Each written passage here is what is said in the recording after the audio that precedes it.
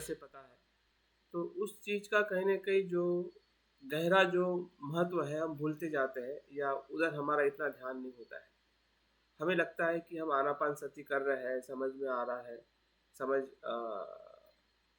समझ चुके हैं।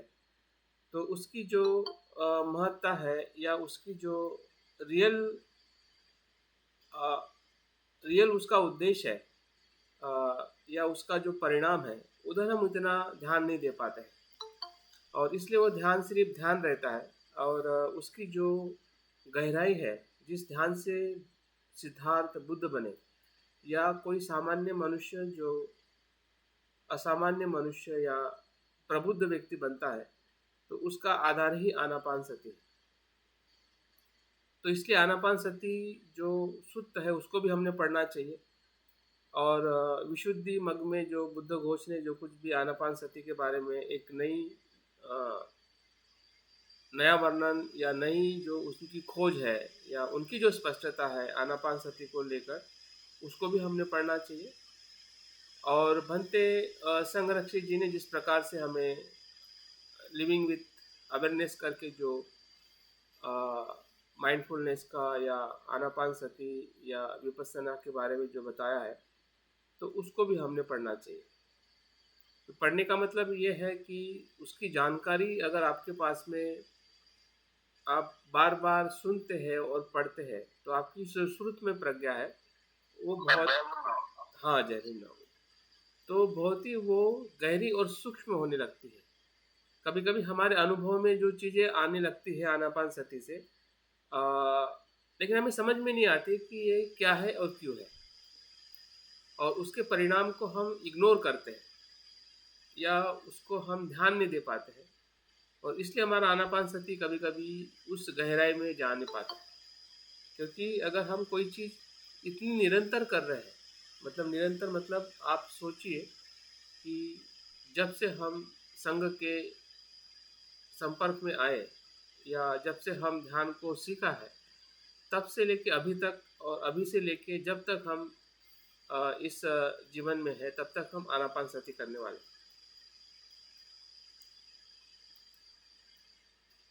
तो आनापानसति एक संपूर्ण ध्यान है। अगर देखा जाए तो सभी ध्यान का जो आधार है और ध्यान के भीतर के जो अनुभव जो हमें लेना चाहते हैं या ध्यान की अवस्था में हम पहुंचना चाहते हैं, या मन की जो गहराई है और सूक्ष्मता है, क्योंकि मन जितना हमें समझ में आ रहा है वो पर्याप्त नहीं है। इस पे हमने हमेशा सवाल उठाना चाहिए, क्योंकि आपका सवाल ही आपको गहराई में ले जा सकता है। अगर आप संतुष्ट हो गए कि नहीं, मैं तो अभी मन को जान रहा हूँ, मुझे समझ में आ रहा है, बिल्कुल समझ में आ रहा है, लेकिन कितना समझ में आ रहा है और कितना और बाकी है, इस पे हमने सवाल खड़ा करना चाहिए। समझ में आना बहुत अच्छी बात है, क्योंकि हम पहले से अभी थोड़े बेहतरीन हैं।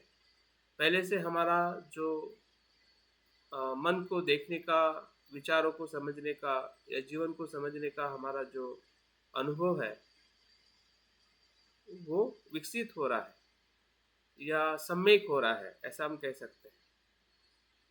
लेकिन उस सम्यक और अच्छे होने में जो और उसकी संपूर्णता का जो एहसास अगर हमारे पास नहीं है, तो हमारे मन में सवाल खड़ा नहीं होगा। हमें लगेगा कि ये पर्याप्त है। संतुष्ट होना, भंते कहते हैं कि आध्यात्मिक जीवन का थमना है, रुक जाना है। संतुष्टि शब्द जो है आध्यात्मिक तौर पे अलग है।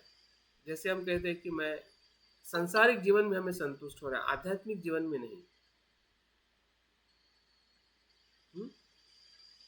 सांसारिक जीवन में मतलब इंद्रिय जगत में हमें संतुष्ट होना है, विषयों के प्रति संतुष्ट होना है। आध्यात्मिक खोज के प्रति नहीं। अगर आध्यात्मिक खोज के प्रति भी अगर हम संतुष्ट हो गए, तो समझ जाइए कि वहां पे हमारा आध्यात्मिक जीवन रुक गया।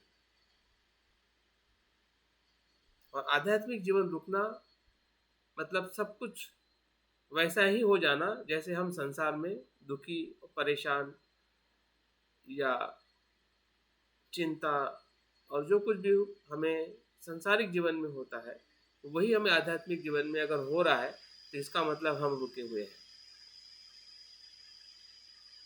और रुकने का दूसरा नाम एक प्रकार से आध्यात्मिक जीवन की अधोगति है। भले हमें लग रहा है कि हम उस मार्ग पर है, लेकिन मार्ग की जो गति और अधोगति को हमें समझ में आना चाहिए कि मेरी अधोगति की तरफ मेरा आध्यात्मिक जीवन जा रहा है या गति की तरफ जा रहा है।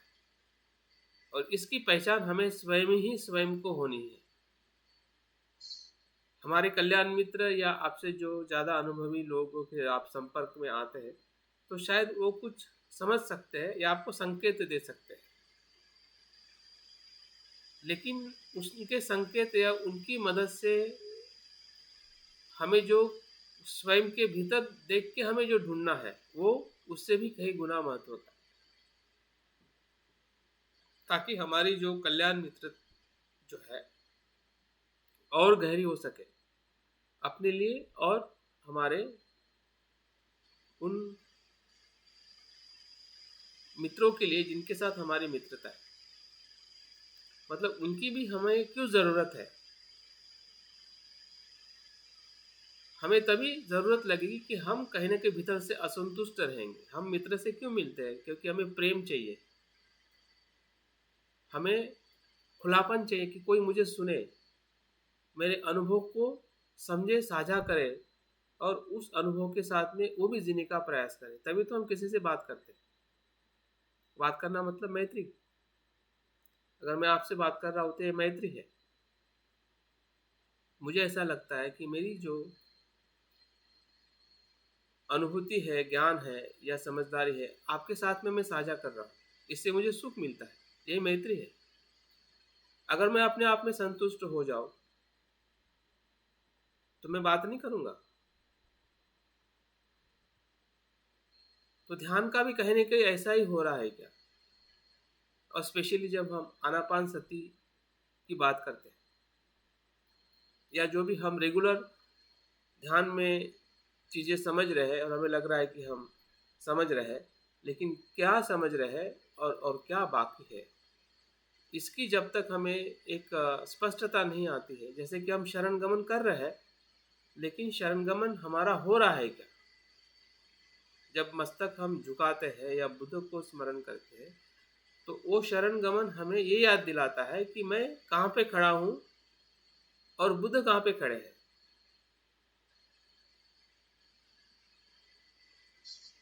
उस बात का जब तक हमें बार बार एहसास हम नहीं कराते हैं तब तक वो शरण गमन हमारे भीतर हमें एहसास नहीं होगा। हाँ, तो वो एहसास होना एक प्रकार से शरण गमन या हमारे ध्यान की जो सकुलता है, दोनों एक दूसरे के पहलू है। ध्यान भीतर जाएगा या ध्यान के प्रति अगर हम और सजग बनेंगे उतना ही हम हमारे शरण गमन के उस स्तर को प्राप्त करेंगे या उस स्तर में हम प्रवेश करेंगे जिससे हम परिणाम कारक शरण गमन से सत्य शरण गमन तरफ के जाने का जो मार्ग है, जिसे हम आर्य मार्ग कहते हैं, उसे क्या कहते हैं? आर्य मार्ग। जो 8 प्रकार की जो जोड़ियां बताई जाती है कि श्रोतापन्न का मार्ग और श्रोतापन्न का फल। श्रोतापन्न का जो मार्ग जो है उस मार्ग में प्रवेश करना ही परिणाम कारक शरण गमन का उद्देश्य है। भले हम मित्र है या धर्मचारी है या हम बौद्ध है, इन सभी स्तर पर हम इस सभी स्तर पर जो बौद्ध है वो भी इसी के लिए ही वो बौद्ध बना है या उसे हमें बौद्ध बनाना है या बौद्ध होने की पहचान है। अगर हम मित्र है या हम ब्रह्मचारी है तो उन सभी के लिए एक ही लक्ष्य है कि हमें परिणाम कारक शरण गमन से सत्य शरण गमन की तरफ प्रवास करना है। दीक्षा उसमें एक प्रकार से हमारे लिए एक सपोर्ट सिस्टम है, लेकिन दीक्षा हमारा उद्देश्य नहीं है। दीक्षा एक प्रकार से हमें हमारे उस संकल्प को प्रतिसाद देने वाले लोगों का संघ है या ऐसी परिस्थिति हम प्रस्तुत करते हैं कि कोई हमें पहचाने कि मैं उस मार्ग पर चल रहा हूँ, मुझे कोई स्वीकार करे। इसलिए दीक्षा का महत्व हमारे जीवन में महत्व का है। हाँ, लेकिन अगर उसके साथ जुड़ा हुआ जो तत्व जो है वो उससे भी कहीं गुना महत्वपूर्ण, जो हमें इस शरणगमन को समझते हुए हमारी जो ध्यान के प्रति जो हमारी रुचि है, या ध्यान का जो हम अभ्यास करते जा रहे हैं, हाँ, जिसमें हम आनापान सति को आज देखने वाले हैं, तो वैसे ही बाकी भी ध्यानों को जो हम रेगुलर कर रहे हैं, तो उसके प्रति जो हमारी सजगता है या उसके मिलने वाले जो परिणामों को हमने बार बार परीक्षण करना चाहिए। क्या वो अनुभव जो मैंने आधे घंटे में लिए हैं, क्या मैं उसको पहचान पा रहा हूँ? ज़रूरी नहीं, कभी कभी हमें ध्यान में समझ में नहीं आता है और उतना समय भी नहीं होता है, लेकिन उसकी कुछ एहसास हमारे साथ में ध्यान के बाद में बने रहते हैं। फिर वो आलस हो, कामचंद हो, द्वेष हो या चंचलता हो, जो नकारात्मक अनुभव जो है, अगर सकारात्मक हमें कुछ अनुभव आ रहा है, हमारी एकरूपता हो, प्रीति हो, सुख हो, एकाग्रता हो, तो सकारात्मक के भी कुछ एहसास हमारे साथ में ध्यान के बाद में भी कुछ न कुछ हमें स्पर्श करते हैं या एहसास कराते हैं कि आज का मेरा ध्यान इस प्रकार से रहा। तो उस ध्यान को अपने ध्यान के बाद के जीवन में उसको एनालिसिस करना, उसको महसूस करना, उस चेतना को, उस जागृति को जो ध्यान में हमें प्राप्त हुई या एक अनुभूति हुई, उस अनुभूति के तौर पे हमें अपने दूसरे जो हमारे कर्म है या दूसरा जो हमारा समय है कर्म करने का या हमारे कार्य करने का, उसमें भी हमें उसको पहचानने की कोशिश करनी चाहिए, क्योंकि ध्यान हमारा कर्म है और कर्म ही ध्यान है। अगर बुद्ध कहते हैं कि चेतना ही कर्म है और कर्म ही चेतना है, तो उस अर्थ से अगर हम कुशल कर्म की बात करते हैं तो कुशल चित्त ही ध्यान है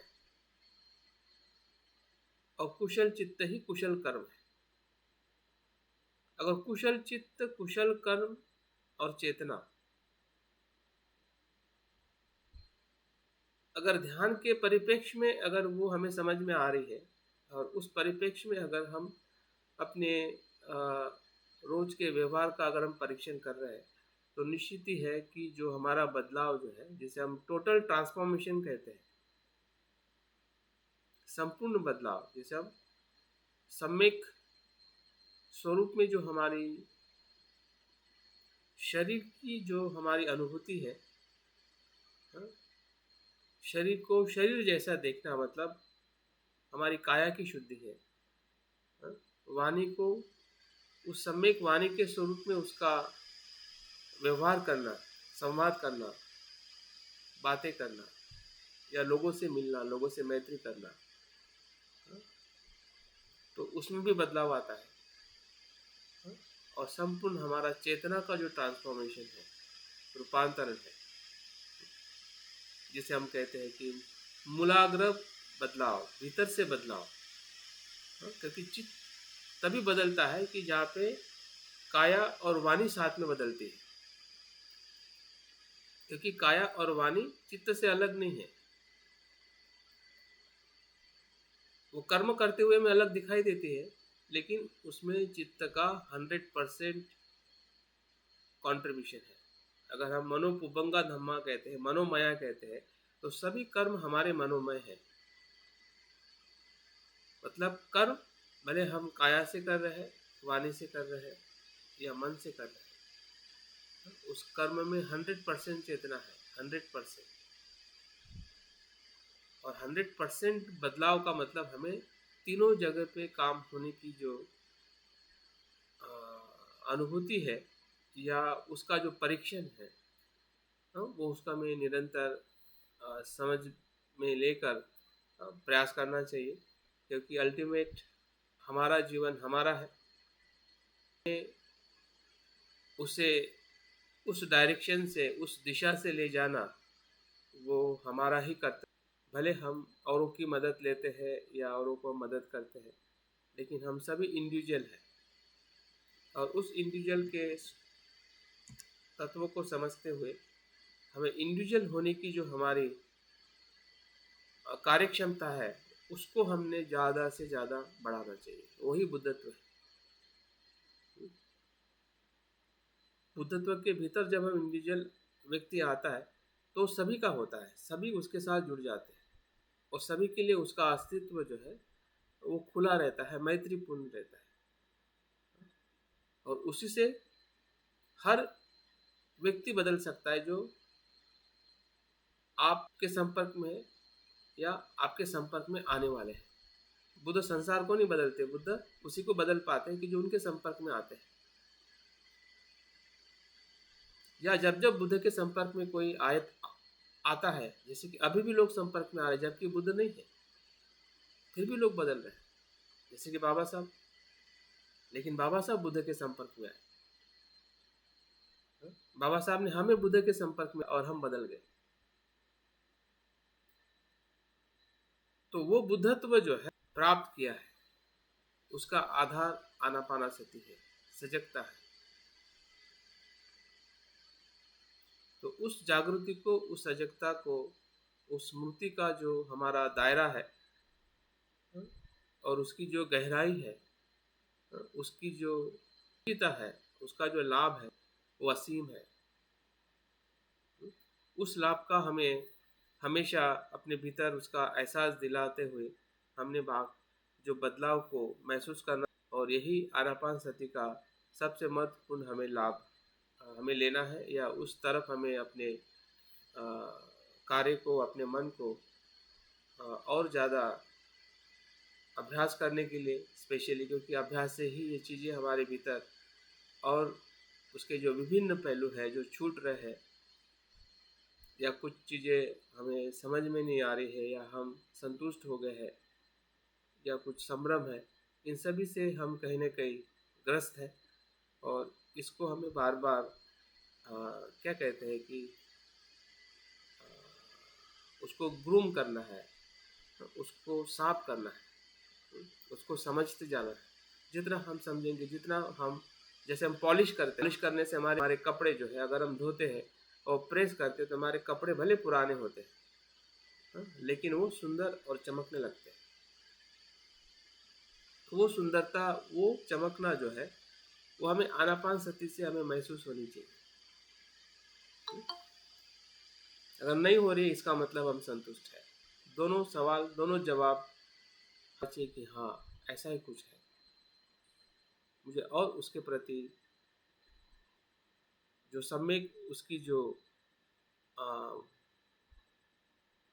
जानकारी है, ज्ञान है, हाँ उसको हमने, उसके ऊपर हमने बार बार चर्चा करनी चाहिए। हाँ फिर ऐसा ही नहीं कि हाँ कैसा ध्यान चल रहा है, आनापानसति कर रहा हूँ, हाँ ठीक हो रहा है, ठीक नहीं हो रहा है, इतना ही पर्याप्त नहीं है। अगर इतना ही हो रहा है इसका मतलब हम दोनों व्यक्ति संतुष्ट है, जो पूछ रहा है वो भी संतुष्ट हो रहा है और जो बता रहा है वो भी संतुष्ट हो रहा है कि ध्यान ठीक चल रहा है। लेकिन उसकी जो गहराई पे अगर हम सवाल खड़े नहीं करते हैं तो दोनों मित्र होते हुए भी मित्रता का जो गहरा अनुभव हम नहीं ले पाएंगे, जिसे हम कल्याण मित्रता कहते हैं। यहाँ पे कल्याण शब्द जो है बुद्धत्व के अनुभव के साथ है, बुद्धत्व के उस मार्ग के अनुभव है, हम साथ में चल रहे हैं। अगर मार्ग ही नहीं तो फल कहाँ से होगा? मार्ग पे ही अगर हम नहीं चल पा रहे तो फल सिर्फ एक स्वप्न है। तो फल को देख के हमें असंतुष्टि निर्माण होनी चाहिए कि वो फल मुझे, और जो मार्ग का जो अनुभव है वो निरंतर हमें खोजते जाना चाहिए। अगर खोज हो संतुष्टि होगी, अगर खोज की प्रवृत्ति समाप्त हो गई तो आपको ऐसा लगेगा फल ऐसे गिर जाना चाहिए। फल ऐसे गिरने वाला नहीं, क्योंकि ये फल बोध करने वाला फल है, स्वयं स्वाद लेने वाला फल है। ये फल कोई ऊपर से गिरने वाला नहीं है, या अपने आप मिलने वाला नहीं है, या किसी के माध्यम से भी मिलने वाला नहीं है, और बाहर से भी मिलने वाला नहीं है। ये भीतर का ही है, और स्वयं के प्रयास से ही ये फल की जो अनुभूति है, स्वाद है, उसे हमें स्वयं लेके औरों के लिए वो खुला रखना है।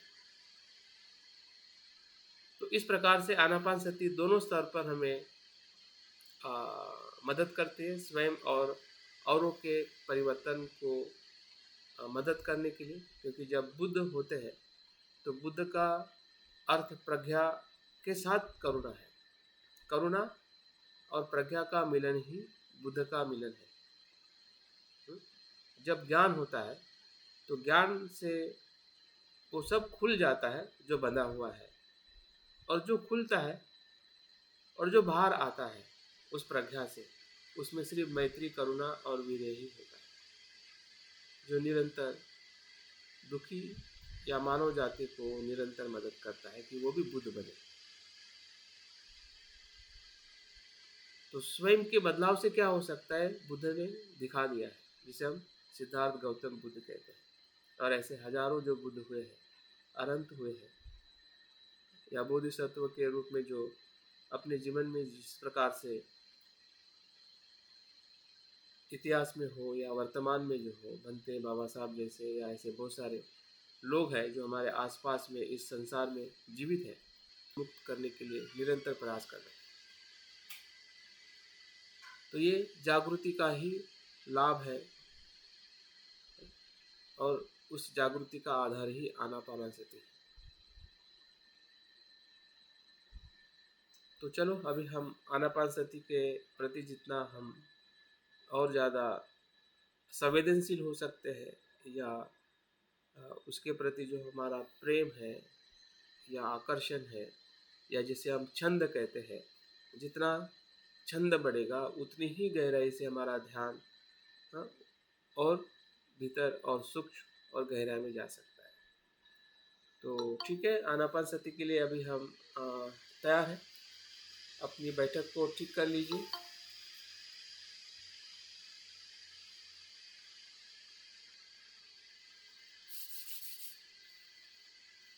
किसी को कुछ अगर सवाल है या कुछ पूछना पूछ सकते, किसी का अगर डाउट है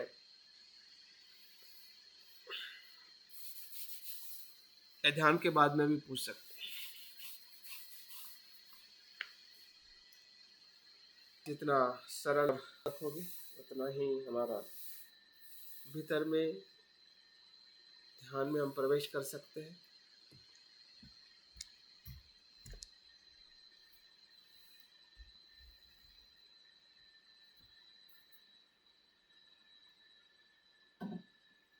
धीरे धीरे आंखें बंद करते हुए ध्यान की आपकी मुद्रा है, ध्यान का जो आसन है, उसको संतुलित कर लीजिए, स्थिर कर लीजिए।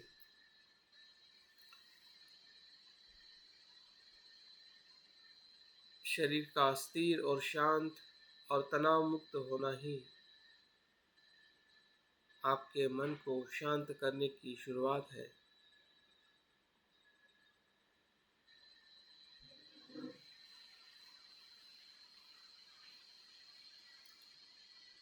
अगर शरीर के किसी अंग में तनाव, दर्द अगर महसूस हो रहा है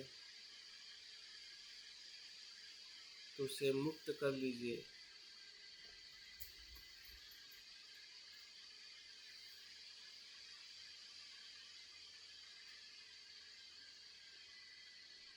देखिए शरीर के सर से लेके पांव तक आपके बाहर के अंग, आपके दोनों पैर, हाथ, पीठ,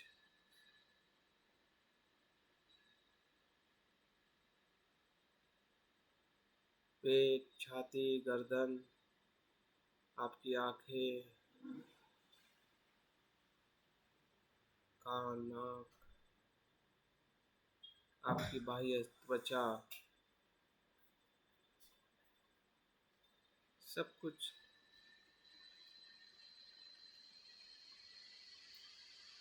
तनाव मुक्त है।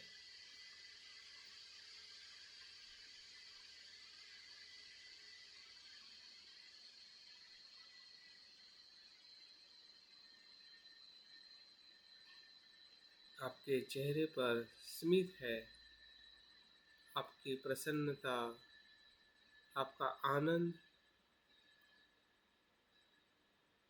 जो ध्यान के छंद से आपके मन में उत्पन्न हो रहा है, आपके चेहरे पे झलक रहा है। जैसे कि कोई हम ऐसे प्रवास पे चलते हैं जो प्रवास हमें सुख देने वाला हो, ऐसे प्रवास पर हम चल पड़े हैं। ध्यान का प्रवास अंतर्चित्त का प्रवास है,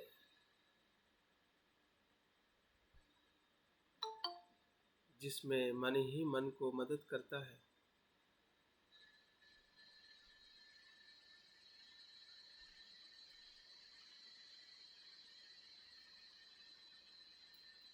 शरीर का साथ तो कुछ समय के लिए है। ध्यान के भीतर मन प्रवेश करता है।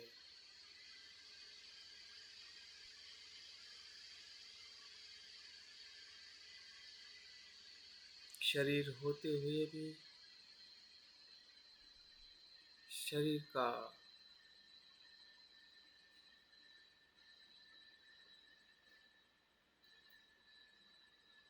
अस्तित्व छूट जाता है।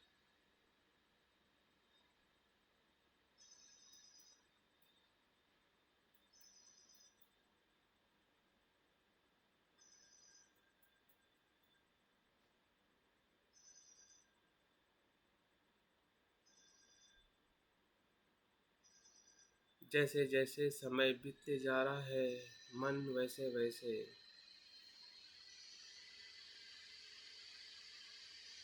ध्यान के लिए तैयार हो रहा है।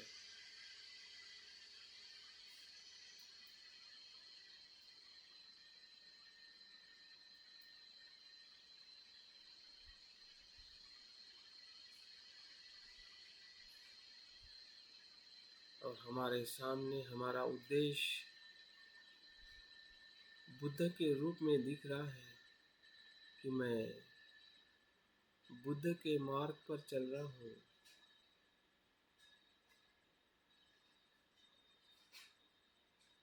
वही मेरी शरण है, वही मेरा आदर्श है।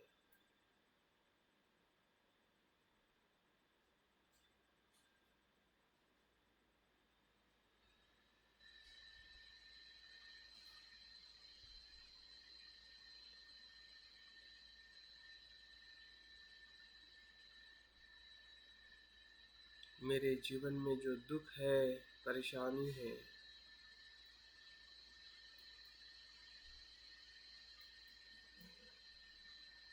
अज्ञान है, लोभ है, द्वेष है,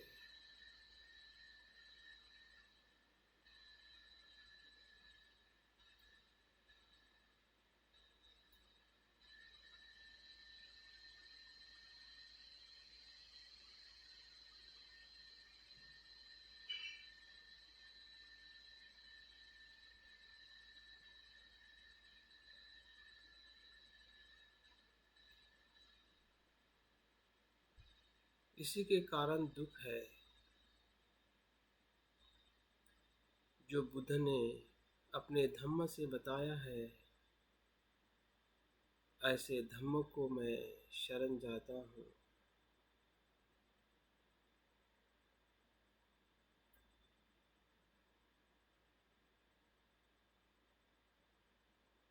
जो दुख के कारण को बुद्ध ने बताया है, वही धम्म है।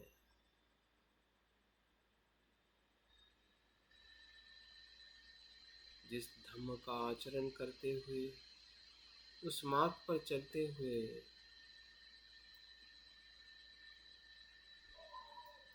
श्रोतापन्न से अनंत तक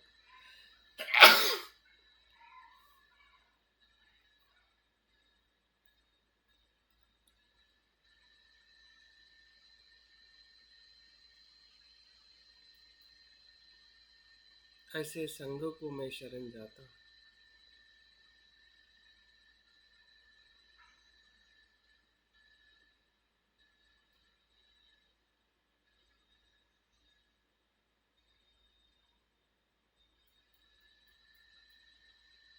देखिए, हमारे भीतर का छंद जो कुछ समय के लिए पूर्व काम छंद था, अभी धम्म छंद से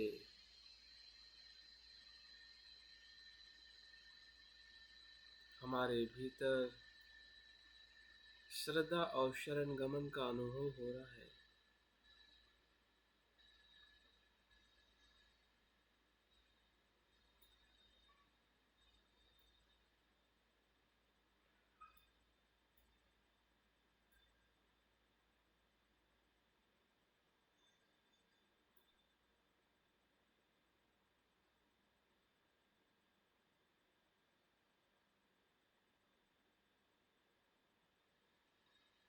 हमारी सजगता, हमारी स्मृति सूक्ष्म होते जा रही है, बढ़ते जा रही है कि हम किस दिशा से चल रहे हैं,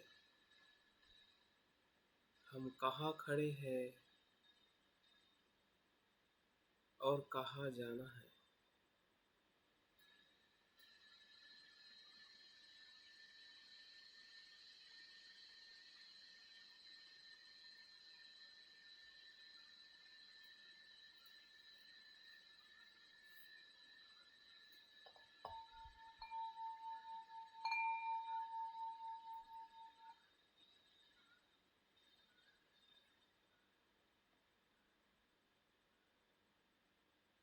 ध्यान के प्रथम चरण में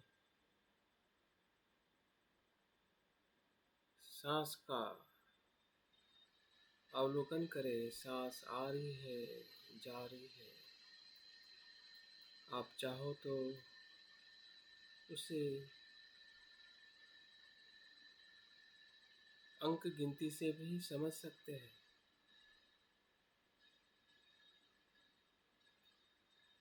या बिना अंक गिनती से भी उसे जान सकते हैं।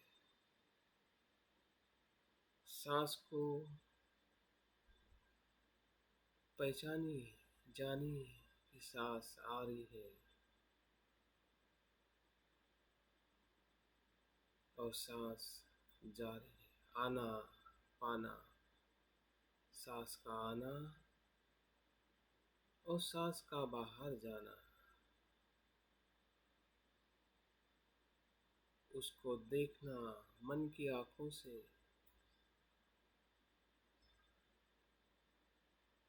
और जो देख रहे हैं वही जानना।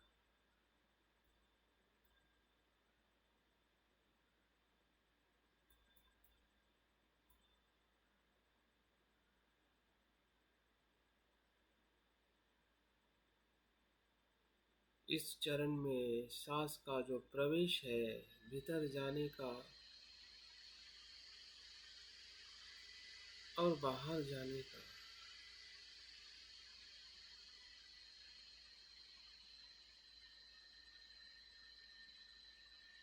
जो शरीर की अनुभूति के साथ हमें महसूस हो रहा है,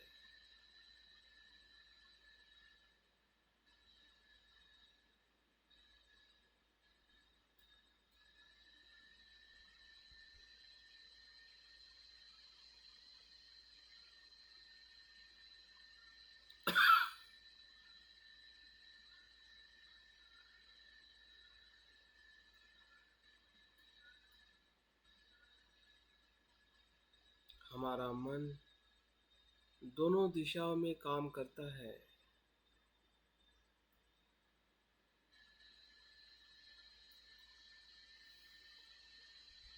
कुछ पल के लिए हमारा मन भटक भी जाता है,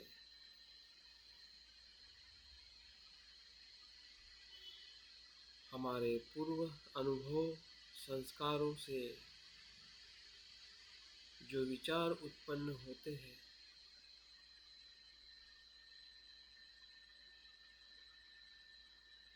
जो हमारे शरीर और मन में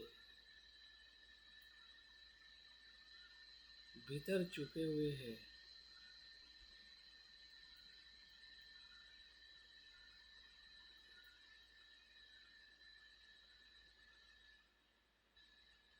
और छुपी हुई चीज़ें जब हम शांत होने लगते हैं तो वो ऊपर आने लगती है।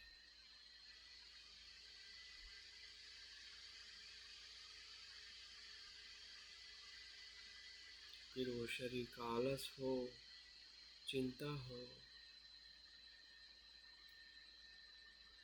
द्वेष हो या लोभ,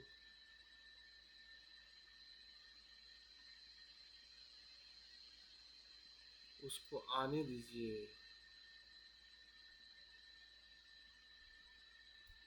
और जाने दीजिए, क्योंकि उसका आना और जाना भले वर्तमान में हो रहा है, लेकिन वर्तमान में आप वो कर्म नहीं कर रहे हैं। कर्म तो श्वास को देखने का कर रहे हैं।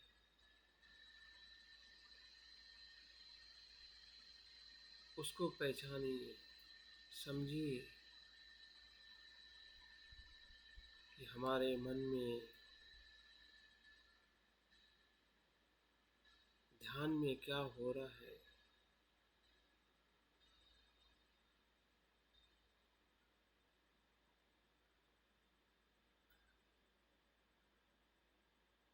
यही सजगता है, जागृति है।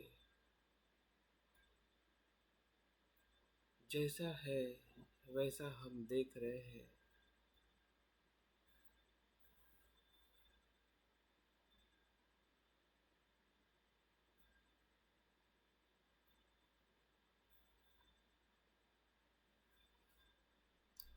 कुछ पल के लिए भटकाव है, कुछ पल के लिए एकरूपता।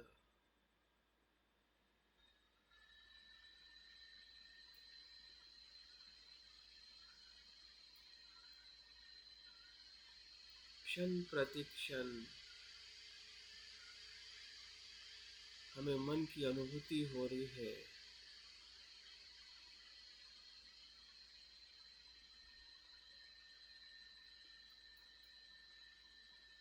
भले हम सांस को देख रहे हैं,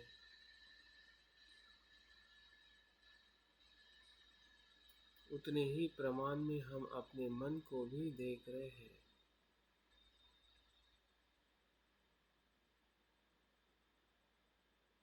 क्योंकि सांस और हमारा मन और हमारा शरीर एक साथ में जुड़ा हुआ है।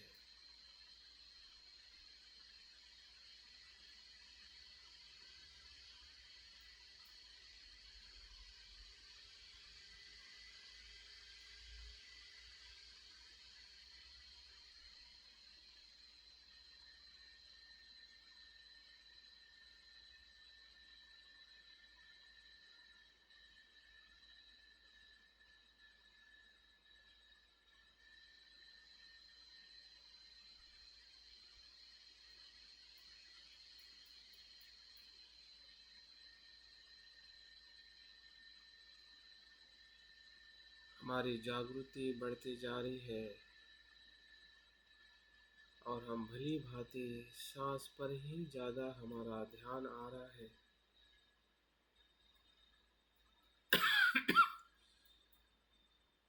क्योंकि हम उस मार्ग पर चल पड़े हैं जो मार्ग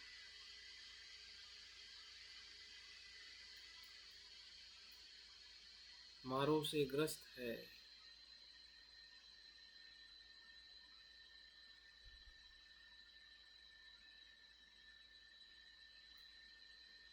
जिस मार्ग पर अनेक कठिनाइयाँ हैं, हमारे कर्म ने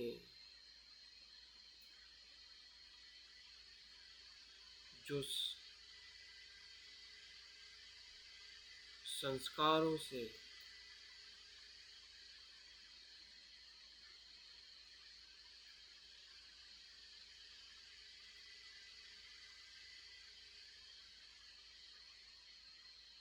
उत्पन्न हुए विचारों का आना जाना लगा रहा है।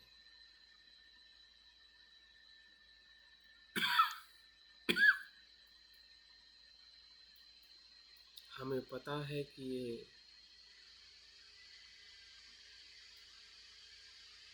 आना स्वाभाविक है, क्योंकि बुद्ध के धम्म को हमने अनेकों बार सुना है।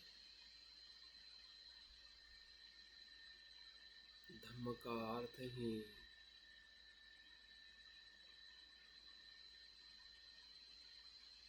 कुशल और अकुशल विचारों का आना और जाना है।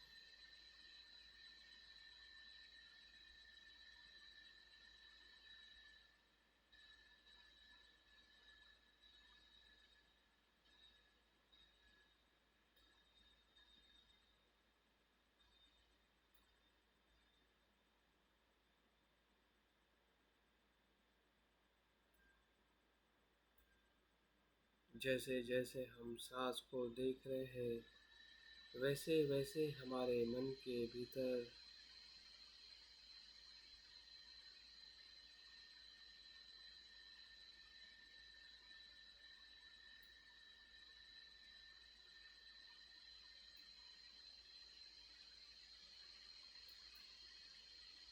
प्रीति का अनुभव हो रहा है। हम आनंदित हो रहे हैं। हम सांस को सजगता से देख रहे हैं। वही हमारा भोजन है, वही हमारा विषय है। उसी को देखने में हमें आनंद मिल रहा है।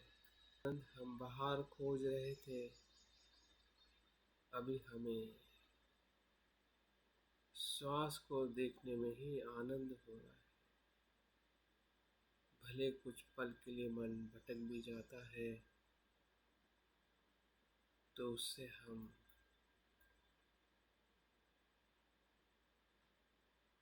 फिर से वापस आ जाते हैं। कोई अफसोस नहीं, कोई चिंता नहीं। अगर मन में कितना भी बुरा विचार आए, उसको आने दीजिए,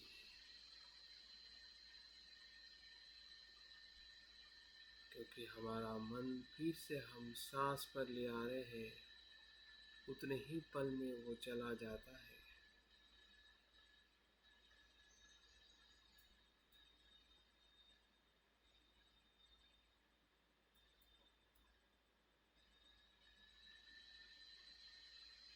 हमारे न्यूरॉन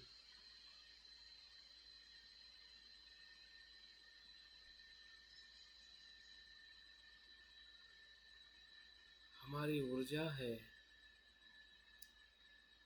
जो हमें ध्यान में और जागरूक करती है। बार बार मन का भटकना और बार बार मन को श्वास की धारा में ले आना, यही प्रयत्न है, यही मार्ग है।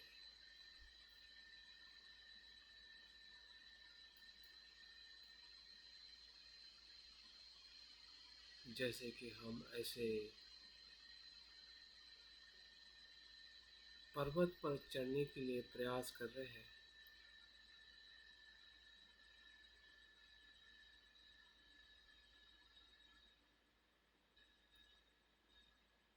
जो चेतना का उच्चतम शिखर है,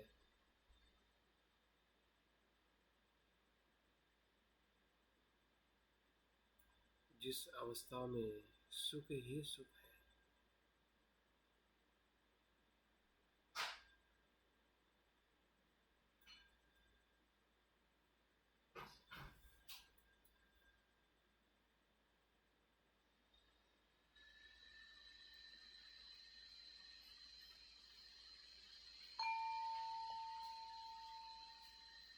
ध्यान के दूसरे चरण में हम प्रवेश कर रहे हैं।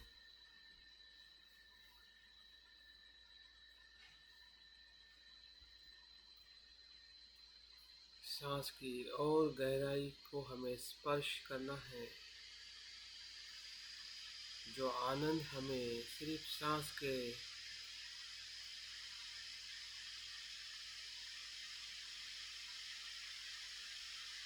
प्रवेश द्वार को देखने में ही मिला है, अभी और इस आनंद से सुख के अनुभव में हमें प्रवेश करना है।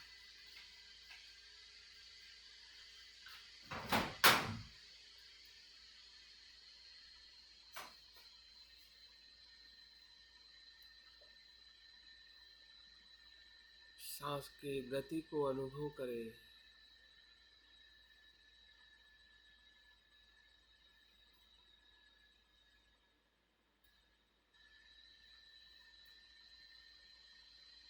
सांस की गति दीर्घ है या रस छोटी है या बड़ी, किस प्रकार का सांस, किस गति से सांस भीतर जा रहा है और आ रहा है।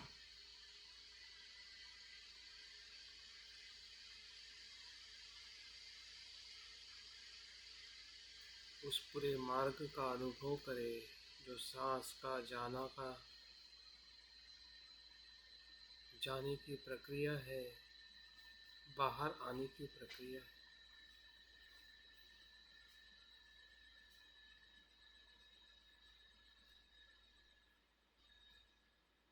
नाक से स्पर्श करते हुए, गले को स्पर्श करते हुए नाभि तक और उससे भी नीचे तक जाता है।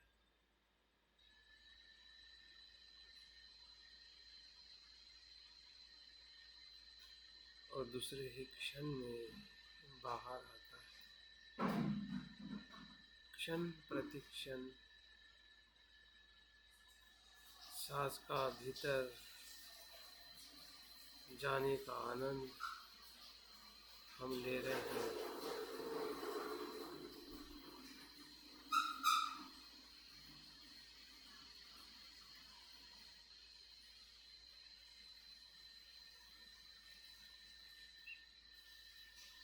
सांस का आना पूरे शरीर के भीतर हमें अनुभव हो रहा है।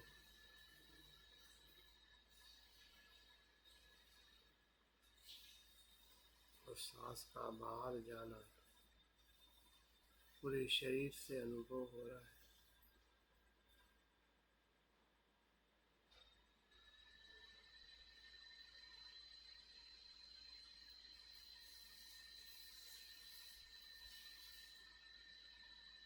जो सांस हमें नाक के आसपास हमें दिखाई दे रहा था, अभी पूरे शरीर में सर से लेके पांव तक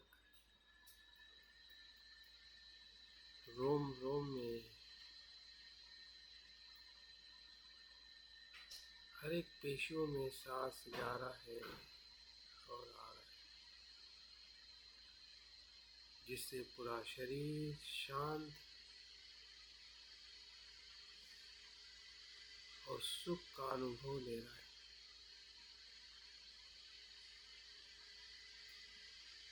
यही शरीर का सुख है।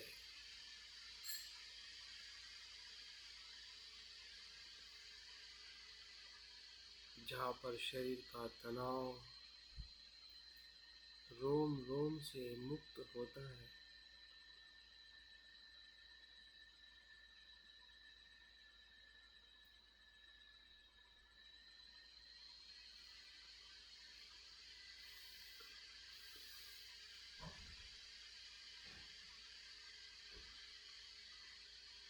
ये निरंतर इसका हमें अनुभव हो रहा है।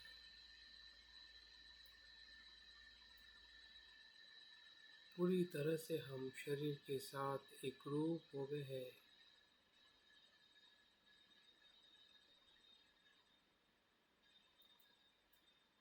हमारा काम छंद शांत हो गया है।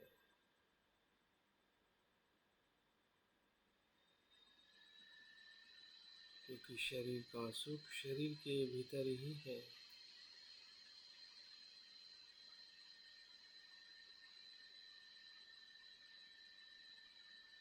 शरीर का आनंद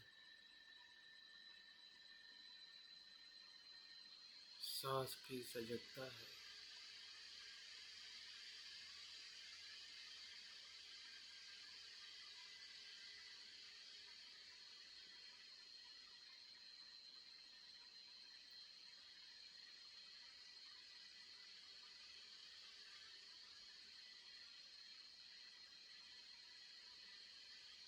हमारे हर एक पेशियों का भोजन श्वास है।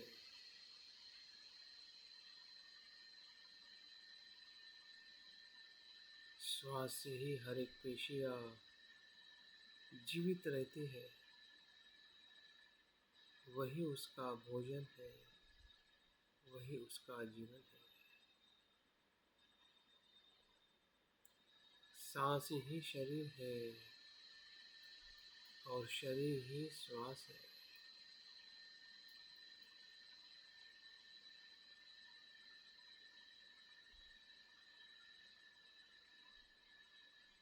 बाकी सब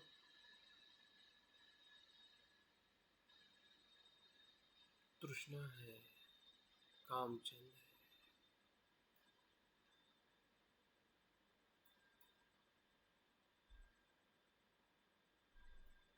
देखिए, शरीर का सूक्ष्म भोजन, सूक्ष्म स्वरूप हमें समझ में आ रहा है।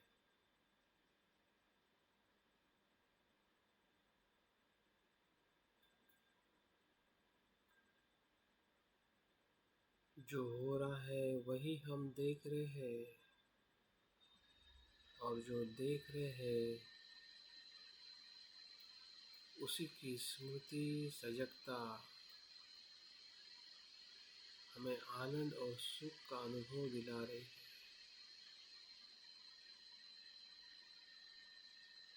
अगर आप नहीं देख पा रहे हैं तो सुख का भी अनुभव हमें नहीं हो रहा है।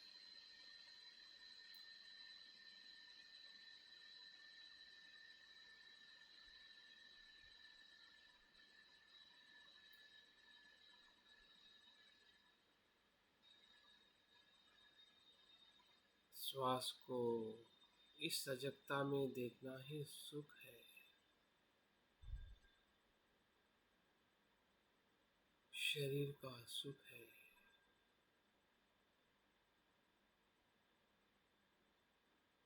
और जहाँ शरीर सुखी होता है वही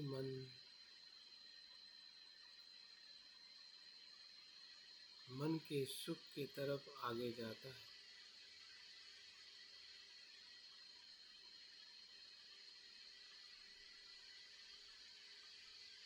शरीर का सुख शरीर का है, मन का नहीं।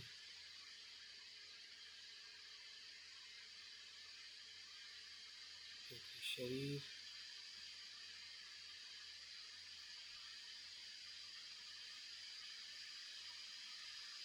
ऊपर नहीं उठ सकता।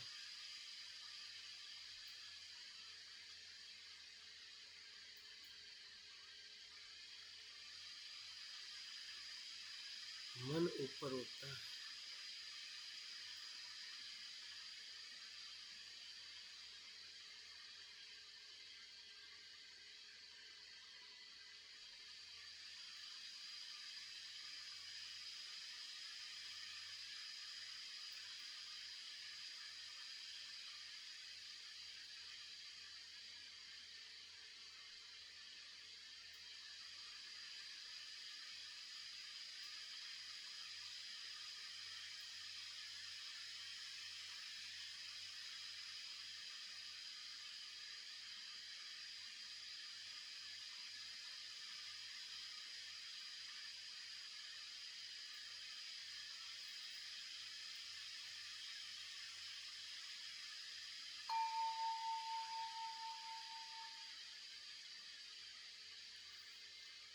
ध्यान के तीसरे चरण में अभी हमारा मन और एकाग्र हो रहा है, और शरीर के प्रति जो हमारी आसक्ति है उससे हम मुक्त हो रहे हैं। सभी न्यूरॉन शांत हुए हैं।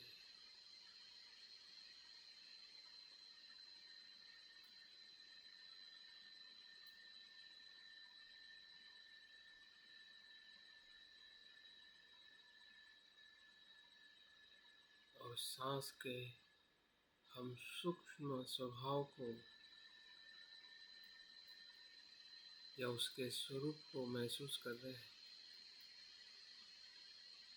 जैसे हमने शरीर में हर एक पेशियों में सांस को अनुभव किया है,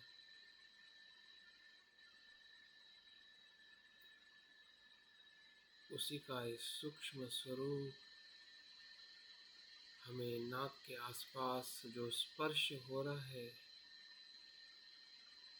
उस स्पर्श बिंदु को देखते हुए अनुभव हो रहा है।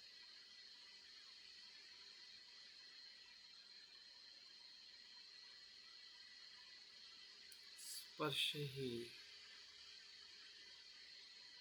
श्वास का सूक्ष्म स्वरूप है।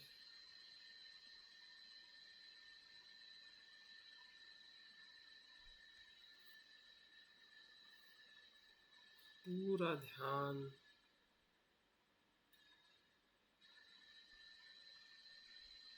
स्पर्श के बिंदु के आसपास महसूस करें।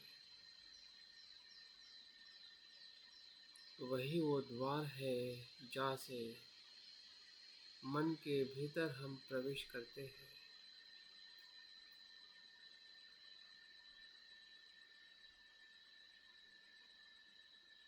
स्पर्श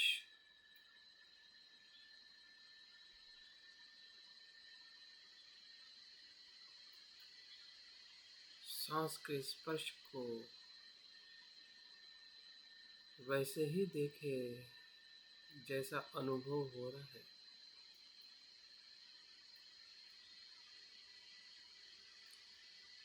अपनी संज्ञा से ना देखे, या मैं जो कह रहा हूँ उस शब्द से भी ना देखे। आपके अनुभव को आप स्वयं अनुभव करें।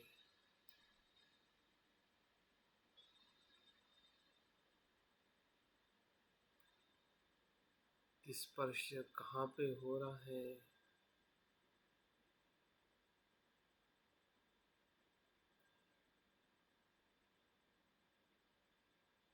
कैसे अनुभव हो रहा है।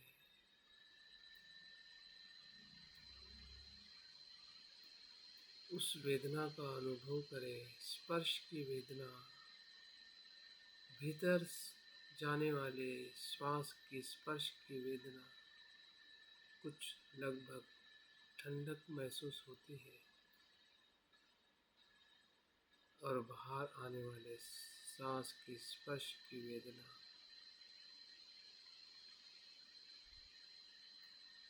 कुछ थोड़ी गर्म महसूस होती है।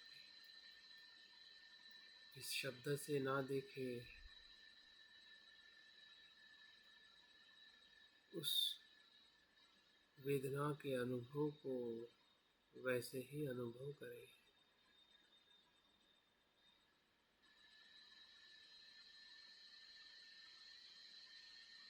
यहाँ से धीरे धीरे शब्दों को हमें छोड़ते जाना है, उसका आधार नहीं लेना है।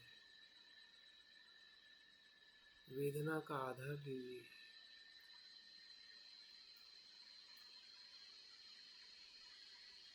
जो स्पर्श से उत्पन्न हो रही है,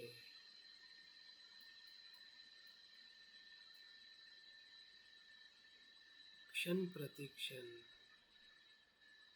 अगर कुछ पल के लिए अगर मन भटक भी जाता है तो अफसोस ना करे,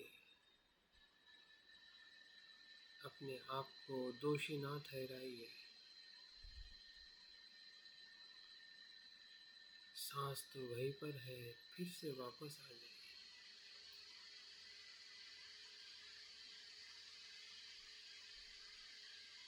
धारा तो बहती रही है, बह रही है।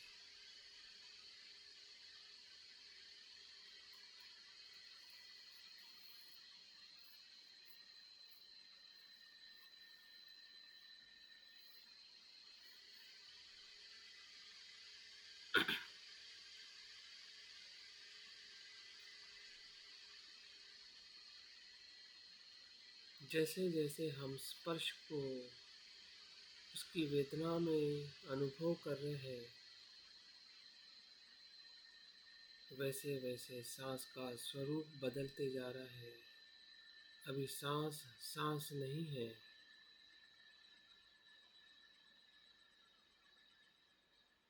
सांस तो सिर्फ शरीर के लिए सांस है।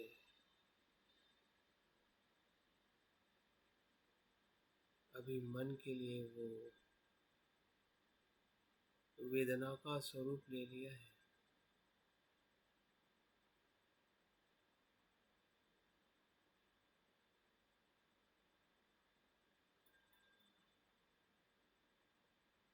और हम ये जागृति के प्रकाश में देख पा रहे हैं,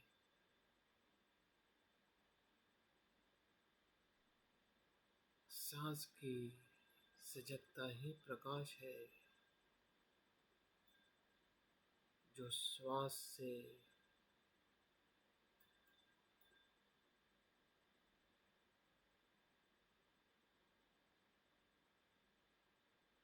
श्वास का रूपांतरण है।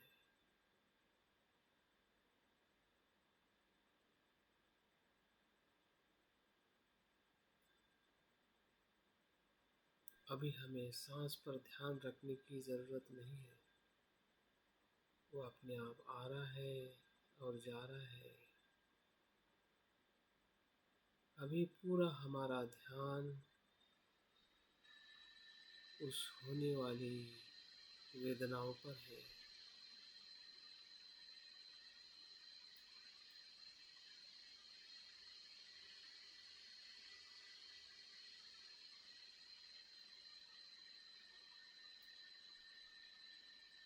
जो हमें क्षण प्रति क्षण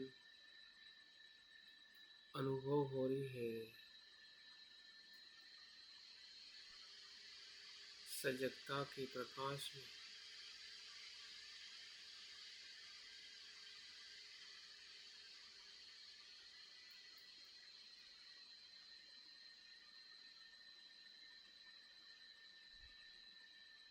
यही वो वेदना है जिससे हमारा मन निर्माण होता है।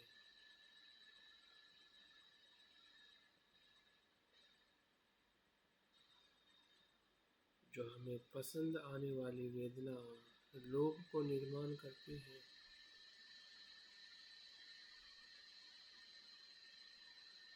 और जो नापसंद वेदना द्वेष निर्माण करती है।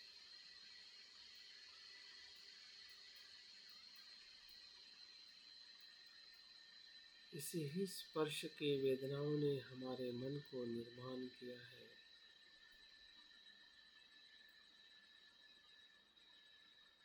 फिर वो विचारों का स्पर्श हो, भावनाओं का स्पर्श हो, या आँखों से रूप का स्पर्श हो, कानों से शब्द का स्पर्श हो, जीवा से स्वाद का स्पर्श हो, नाक से गंध का स्पर्श हो, या इस काया से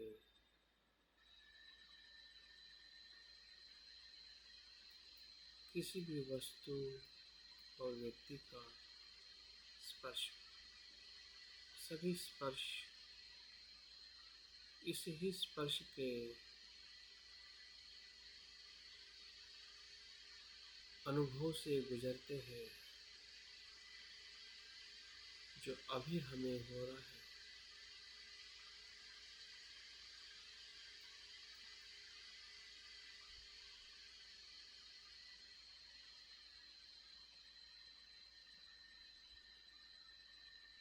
भली भांति समझे, जानिए, स्पर्श और वेदना का उद्भव क्षण प्रति क्षण हो रहा है।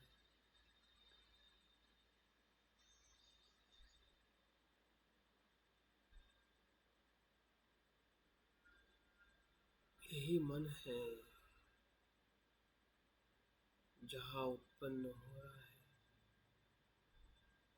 भूतकाल में भी ऐसे ही हुआ है जो वर्तमान में हो रहा है। भविष्य में भी ऐसे ही होगा जो वर्तमान में हो रहा है। इसी वेदनाओं में कुशलता है, कुशल भाव है, कुशल कर्म है।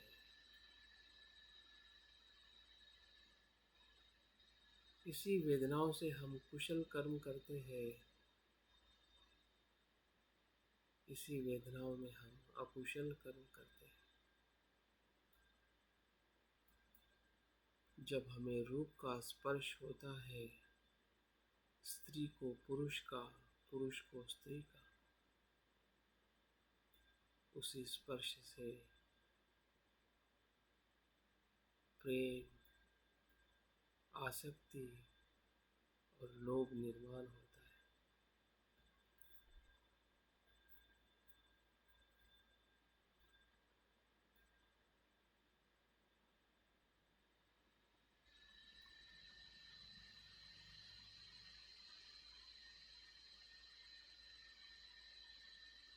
या मैत्री भी निर्माण हो सकती है जिसमें आसक्ति ना हो, जिसमें लोभ ना हो। जैसे हम बुद्ध के रूप को देखते हैं तो उस रूप के स्पर्श से हमें श्रद्धा का भाव उत्पन्न होता है।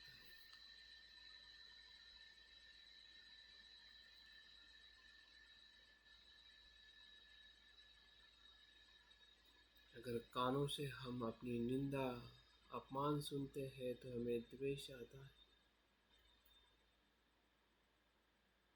प्रशंसा और धम्म को सुनते हैं तो हमारा मन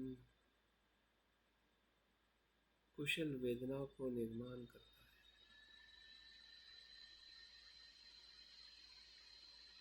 है। देखिए, स्पर्श और वेदना से हम पूरे अस्तित्व को देख पा रहे हैं।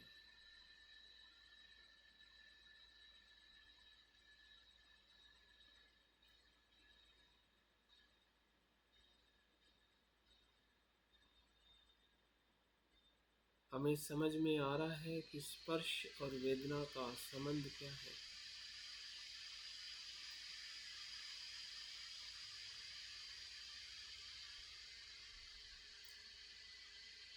और इसी को देखने में हमारी एकाग्रता और एकरूपता बढ़ते जा रही है,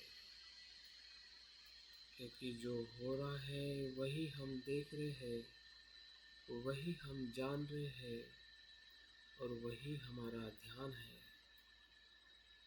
एकाग्रता है और कुछ नहीं है।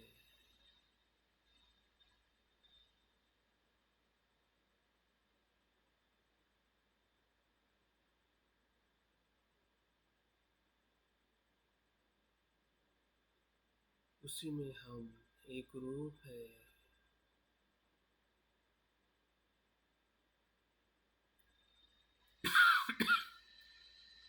जो एकरूपता, एकाग्रता हमें परम सुख की तरफ ले जाती है।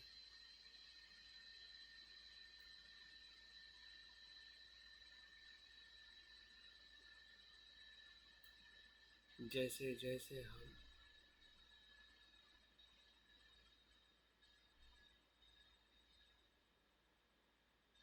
उस मार्ग को देख रहे हैं जहाँ से वेदना का उद्भव हो रहा है,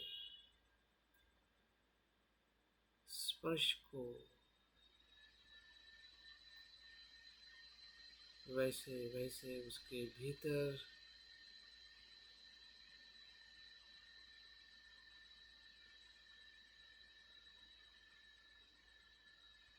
जाने के लिए हमारा मन सक्षम होते जा रहा है, क्योंकि हमने जान लिया है कि शरीर का सुख सीमित है और मन का सुख असीम है।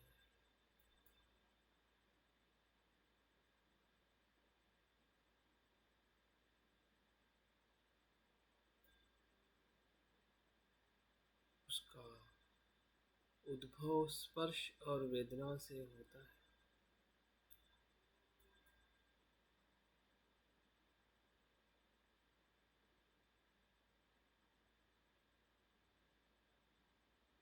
भले वो सुखद वेदना हो या दुखद, कुशल हो या अकुशल,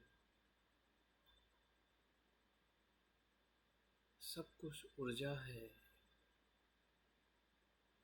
ऊर्जा का स्वरूप है।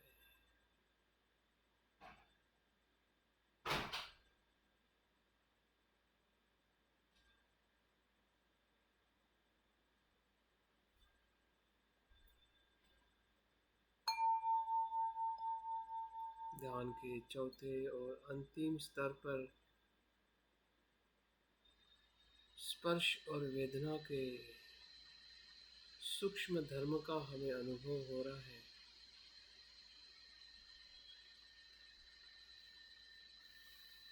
जो स्पर्श और स्पर्श की वेदनाएं जो हमें हो रही है, उसके धर्म का अवलोकन करें।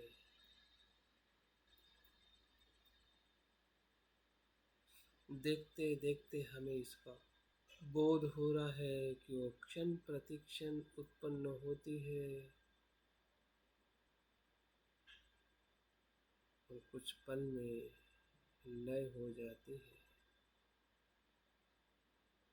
उत्पन्न होना, लय होना, उत्पन्न होना, लय होना, फिर से उत्पन्न होना, लय, निरंतर यही घटित हो रहा है। यही धर्म है।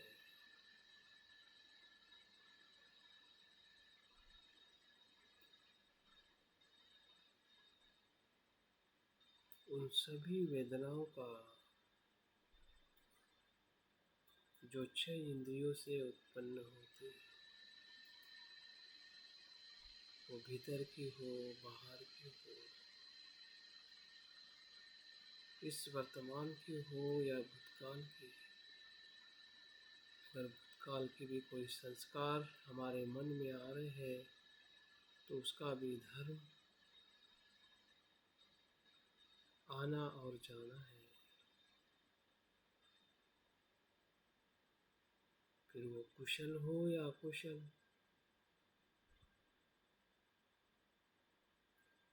लोभ का हो या द्वेष का,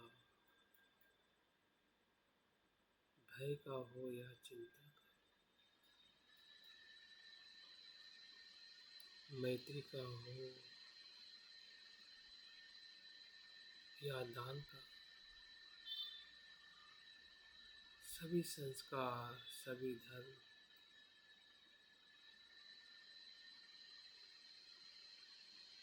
अनित्य है, अनित्य है, अनित्य।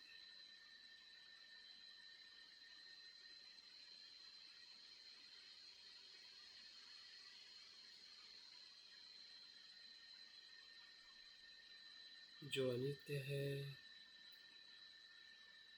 उसकी ना आसक्ति है ना द्वेष।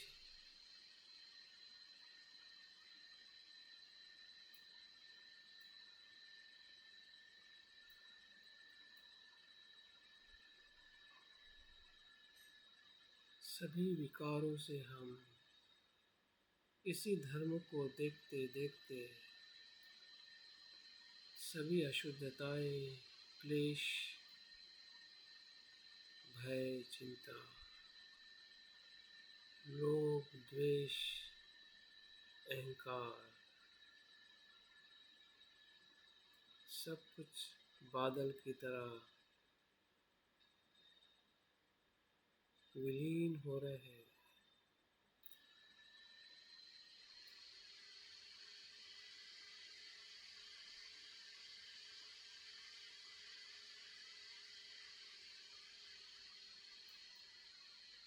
भले दिखने में वो कितने भी बड़े हो, कितने ही पुराने हो, भयभीत करने वाले, सभी पापों से, अकुशलता से, अकुशल चित्त से, इस अनित्यता के अनुभव में सब कुछ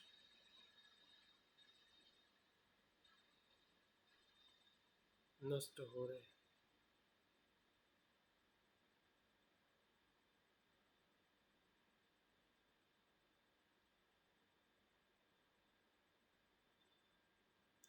हमारी सजगता उस ऊंचाई तक पहुंच रही है जिस मार्ग में आने वाले सभी बुराइयां, अकुशलता उसके मूल स्वभाव में अनित्य है। जो अनित्य है, ना वो मुझे पकड़ सकती है, ना मैं उसे। तो अज्ञान और भ्रम के कारण ही सब कुछ निर्माण हुआ। उस भ्रम से, उस अजागृति से मैं मुक्त हो गया हूँ। मैं जान रहा हूँ कि धर्म अनित्य है।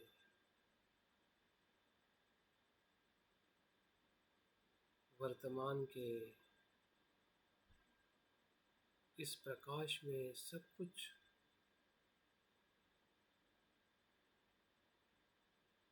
स्पष्ट दिखाई दे रहा है। जो अंधेरा था वहाँ पे प्रकाश से सब अंधेरा नष्ट हो गया है। जो बंधन थे उससे हम मुक्त हो गए हैं।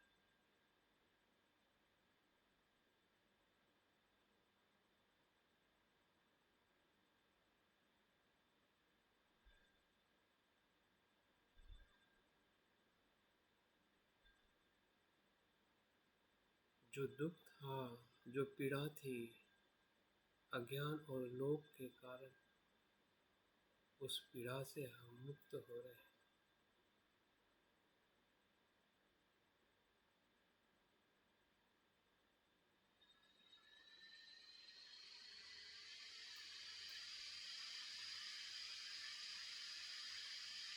हमारी सजगता हमारे पूरे अस्तित्व को जैसा है वैसा देख पा रही है, सर से लेके पांव तक।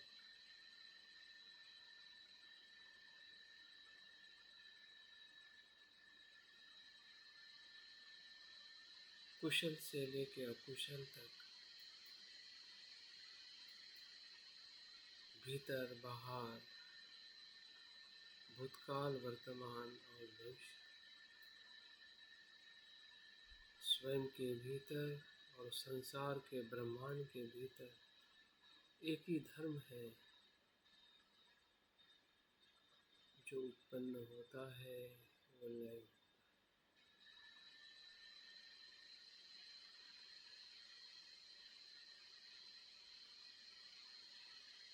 यही मुक्ति का मार्ग है।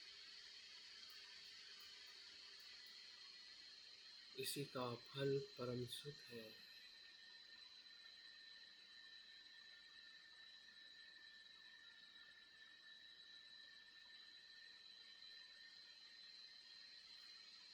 जिसका हमें कुछ न कुछ अनुभव हो रहा है।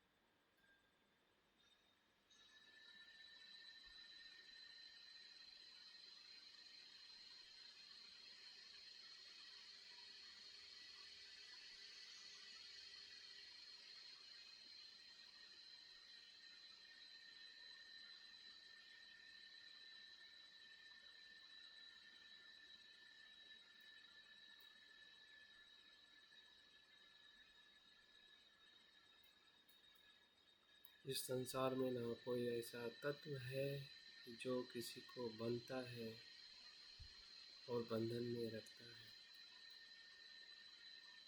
उसका मूल धर्म ही अनित्य है।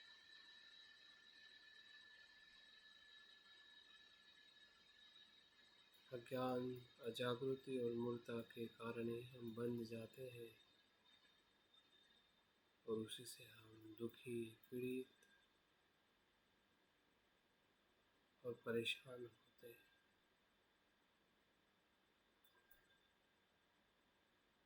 बुद्ध ने जो देखा है वही हम देख रहे हैं।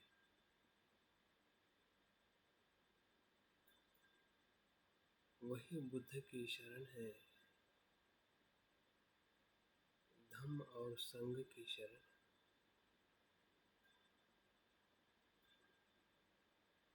जो अनित्य को देखता है वही बुद्ध की शरण है।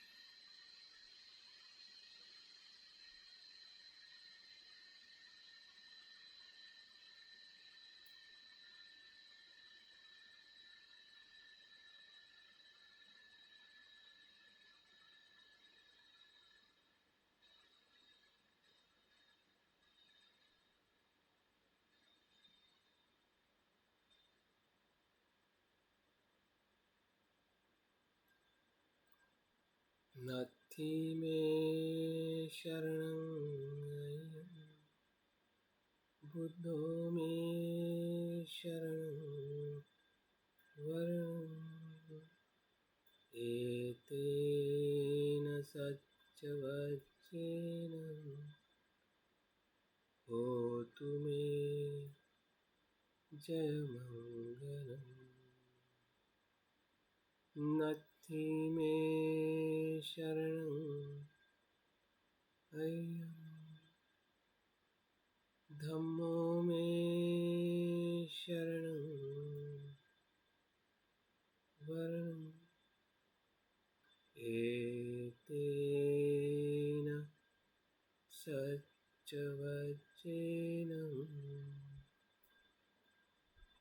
होतु मे जयमङ्गलम्। नत्थि में शरणं अय्यम् संघो में शरणं वरम् एतेन सच्चवच्चेन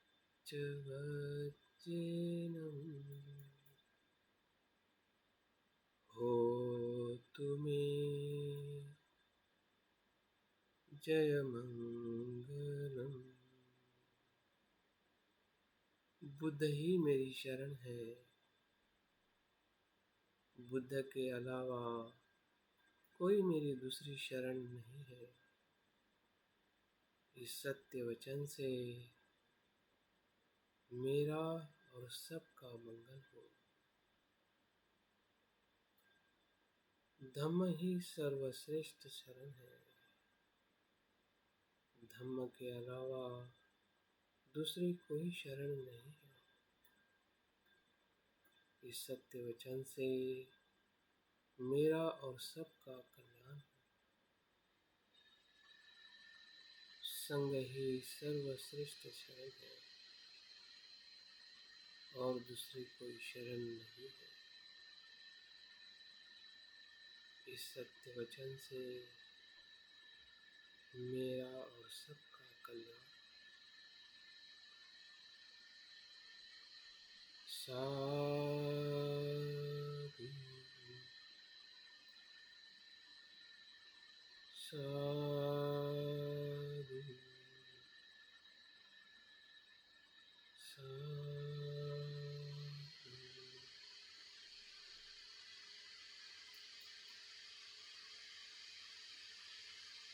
धीरे धीरे ध्यान को पूर्ण करते हुए समाप्त कर।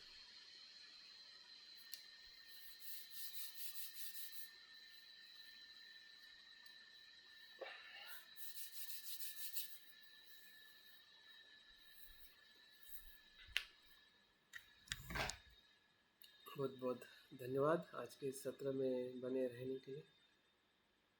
किसी को कुछ अनुभव शेयर करना है कर सकते हैं, अन्यथा लेफ्ट हो सकते हैं। Thank you.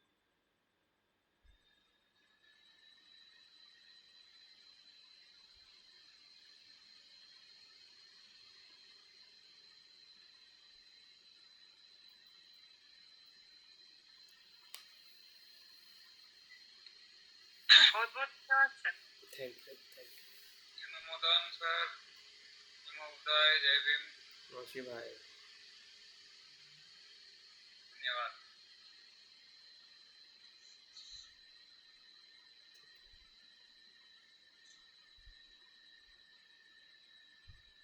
वचन जी। नमो बुद्धाय। अनुष्ठा का बहुत बढ़िया बोल दिया और जैसे जो संतों के बारे में हमने बताया, जैसे पेट के लिए अगर हमारे दिमाग में ऑक्सीजन नहीं पहुंचता है, हमारा ब्रेन डेड हो जाता है। ये ऑक्सीजन हमारे का महत्व पैर रहते कभी कभी शुरू हो जाता है, मतलब वहाँ भी उनकी सप्लाई रुक जा रही है, ऑक्सीजन वहाँ नहीं पहुंच रहा है, वो भी जो है ये साथ काम करते हैं। बहुत ही अच्छा लगा सर, आपका ध्यान रखना बहुत ही अच्छा रहा, बहुत बहुत बढ़िया। मुझे भी बहुत अच्छा लगा आज का ध्यान। आप लोगों के साथ में मेरा भी ध्यान अच्छा होते जा रहा है। बहुत बहुत थैंक यू थैंक यू। चलिए फिर मिलते हैं नेक्स्ट सप्ताह। तब तक अपना ध्यान कंटिन्यू बनाए रखें, प्रेरणा के साथ और श्रद्धा के साथ।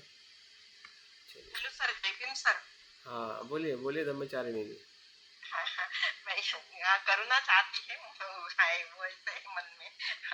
तो मैं अच्छा लगा सर मुझे, मैं ज्वाइन होने में थोड़ा टाइम लगा, मुझे ज्वाइन नहीं हो रही थी, फिर आर्य बजरी से मैं निवेदन की तो मुझे ज्वाइन कर हो करके तो हो गई।